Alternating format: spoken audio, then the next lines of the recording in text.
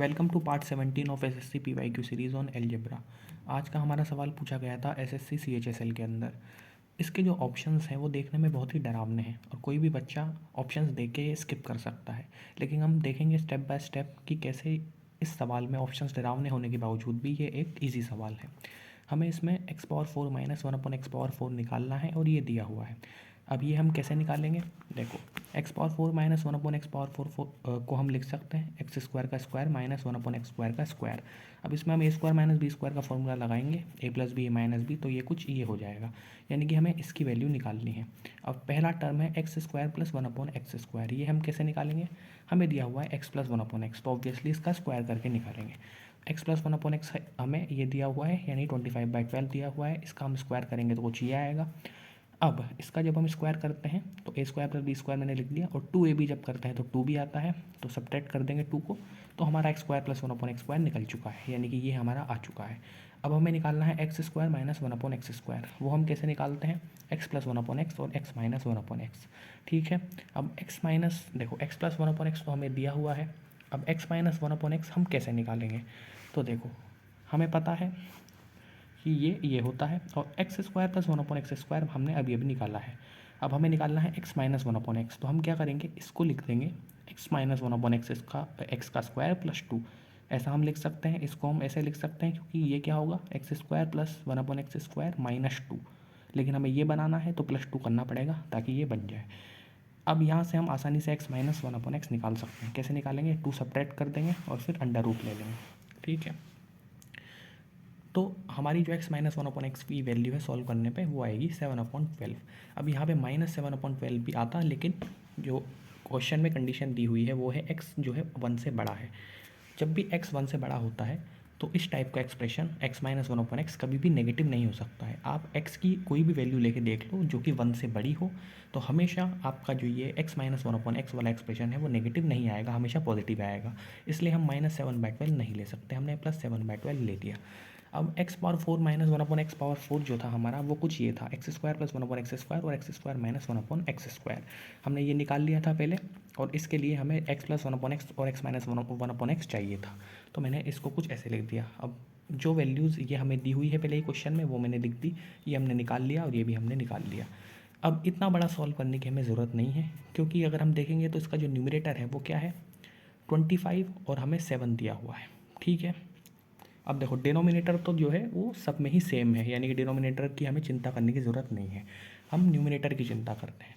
तो जो न्यूमरेटर है वो है 25, 7। ठीक है, यानी कि जो न्यूमरेटर है वो 25 से भी डिविजिबल है और 7 से भी डिविजिबल है।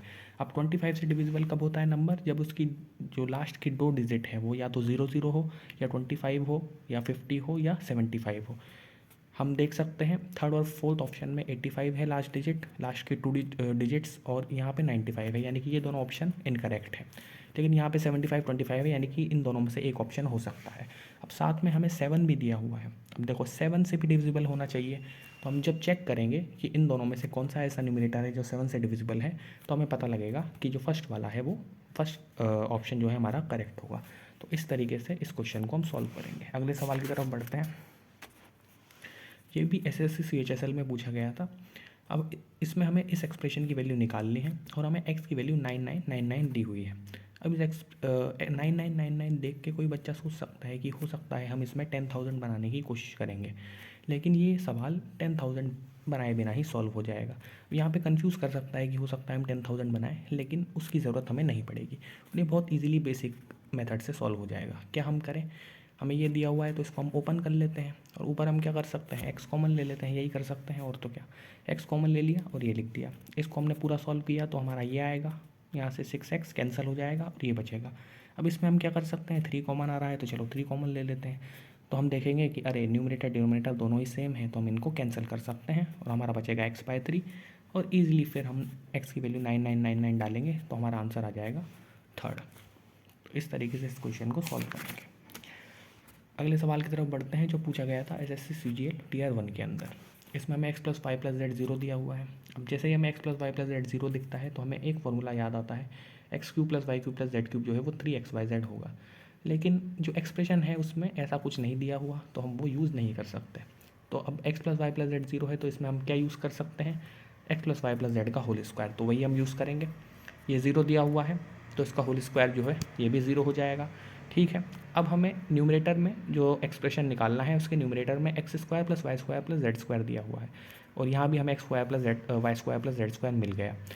तो ऐसा करते हैं, हम न्यूमरेटर की वैल्यू निकालने की कोशिश करते हैं, क्योंकि डिनोमिनेटर तो अजीब सा दिया हुआ है, इसको हम अभी छोड़ते हैं। न्यूमरेटर निकालेंगे तो वो कुछ ये आएगा।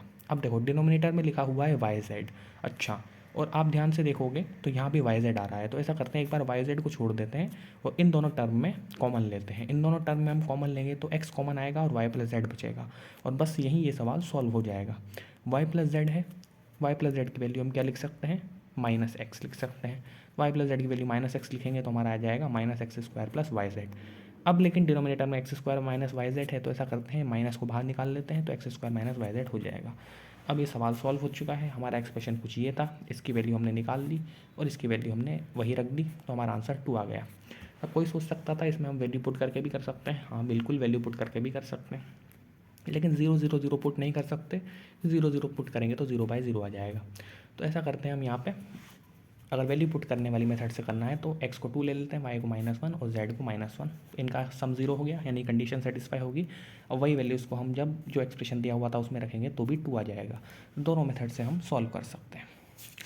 अगले सवाल की तरफ बढ़ते हैं। ये पूछा गया था SSC CHSL के अंदर, इसमें हमें दिया हुआ है कि x की वैल्यू 997 है, 998 है, 999 है। अब इसमें भी जो है हमें 1000 वगैरह बनाने की ज़रूरत नहीं है, बिना उसके ये सवाल सॉल्व हो जाएगा। तो हमें निकालना है x square plus Y square plus Z square minus x y minus y z minus z x. अब इसको देखते ही हमें किस फॉर्मूले की याद आती है, इस फॉर्मूले की याद आती है, x cube plus y cube plus z cube, इस वाले फॉर्मूले की याद आती है। और इससे हम निकाल भी सकते हैं जो हमें वैल्यू ये पूछी गई है, क्योंकि हमें ये निकालना है। ये निकालने के लिए हम क्या करेंगे, इसको इससे डिवाइड कर देंगे, ठीक है। लेकिन इसमें दिक्कत ये है कि इसके लिए हमें x cube plus y cube plus z cube इतनी बड़ी वैल्यू निकालनी पड़ेगी। अब आप कहोगे कि हम 1000 - 3 लिख देंगे और फिर निकाल लेंगे, लेकिन तब भी ये बड़ा ही पड़ेगा, और फिर 3 XYZ भी निकालना पड़ेगा, तो वो भी बड़ा पड़ेगा। तो इस फॉर्मूले से तो हम नहीं निकालेंगे, क्योंकि बहुत ही कॉम्प्लिकेटेड हो जाएगा। लेकिन अगर आप ध्यान से देखें, हमें निकालना क्या है, हमें ये निकालना है x square plus Y square plus Z square minus x y minus y z minus z x. और एक फॉर्मूला आपको याद होना चाहिए कि इसको हम लिख सकते हैं 1/2 एक्स माइनस वाई का square plus Y minus Z का square plus Z minus X का स्क्वायर। ये फॉर्मूला जो है बहुत काम का है, तो ये आपको याद होना चाहिए। आप देख सकते हो कि देखो एक्स स्क्वायर वाई स्क्वायर यहाँ से एक्स स्क्वायर यहाँ से आएगा और एक एक्स स्क्वायर यहाँ से आएगा, तो 2x स्क्वायर हो जाएगा। हम 2 से डिवाइड कर दिया तो हमें एक एक्स स्क्वायर मिल गया। उसी प्रकार वाई स्क्वायर जेड स्क्वायर भी हमें एक एक मिल जाएंगे। दो दो आएंगे, लेकिन हम 2 से डिवाइड कर देंगे तो एक एक हो जाएंगे। फिर हमें एक्स वाई वाई जेड और जेड एक्स भी दिया हुआ है, तो देखो यहाँ से -2xy आएगा, -2yz आएगा, -2zx आएगा, लेकिन हम 2 से डिवाइड कर देंगे तो वो भी वही हो जाएगा। अब इस फॉर्मूले से सवाल बहुत ही आसान हो चुका है, क्योंकि x माइनस वाई करेंगे तो 1 आएगा, y माइनस जेड करेंगे तो 1 आएगा, z माइनस एक्स करेंगे तो x माइनस वाई अगर हम करेंगे तो -1 आएगा, लेकिन वो स्क्वायर है तो कोई फ़र्क नहीं पड़ेगा। उसी प्रकार y माइनस जेड करेंगे तो भी -1 आएगा, और जब z माइनस एक्स करेंगे तो 2 आएगा, और ईजिली भी हमारा आंसर 3 आ जाएगा। इस तरीके से इस क्वेश्चन को सॉल्व करते हैं। अगले सवाल की तरफ बढ़ते हैं। ये सवाल पूछा गया था SSC CGL Tier 2 के अंदर। हमें a की वैल्यू दी हुई है 2+√3, ठीक है, और ये एक्सप्रेशन निकालना है। अब मैंने इस एक्सप्रेशन को देखा तो चलो ऐसा करते हैं, कुछ कॉमन लेने की कोशिश करते हैं, और शॉर्टेस्ट मेथड मैं आपको बता रहा हूँ। इन दोनों में हम कॉमन लेंगे तो a² + 1 बन जाएगा, और यहाँ भी a² + 1 बच जाएगा, ठीक है, अच्छी बात है। अब इसमें और इसमें भी हम कॉमन ले सकते हैं a² + 1 कॉमन लेंगे तो बचेगा a⁴ + 1, ठीक है। लेकिन अभी भी ये सॉल्व नहीं हुआ है, हमें इन दोनों की वैल्यूज़ निकालनी है। तो पहले छोटी से जो छोटा एक्सप्रेशन है उससे चालू करते हैं। a² + 1 ए स्क्वायर है, यानी ये हम यहाँ पे स्क्वायर करके पता लगा सकते हैं, लेकिन मैं डायरेक्ट स्क्वायर नहीं करूँगा दोनों तरफ, उससे भी आंसर आ जाएगा, लेकिन उससे थोड़ा सा आपको समझना पड़ेगा। यहाँ पे बिना समझे ही आपका थोड़ा सा आंसर आसानी से आ जाएगा। तो -2 ला के हम स्क्वायर करेंगे तो यहाँ पे कुछ हो जाएगा, फिर a² - 4 +4 हो जाएगा। हमें क्या निकालना है, a² + 1 निकालना है, ठीक है।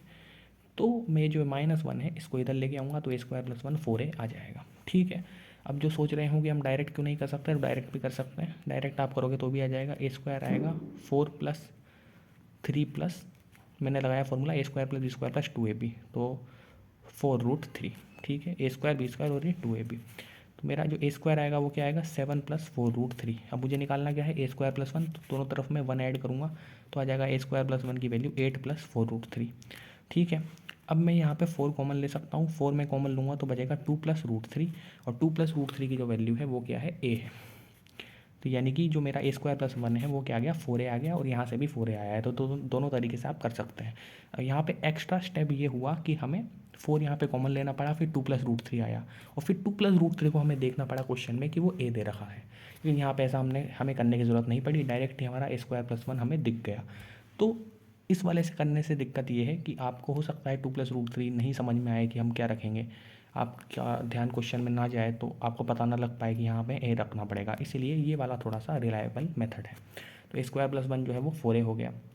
अब हमें निकालना है A⁴ + 1, बड़ी आसानी से निकाल सकते हैं A² + 1 का यूज़ करके।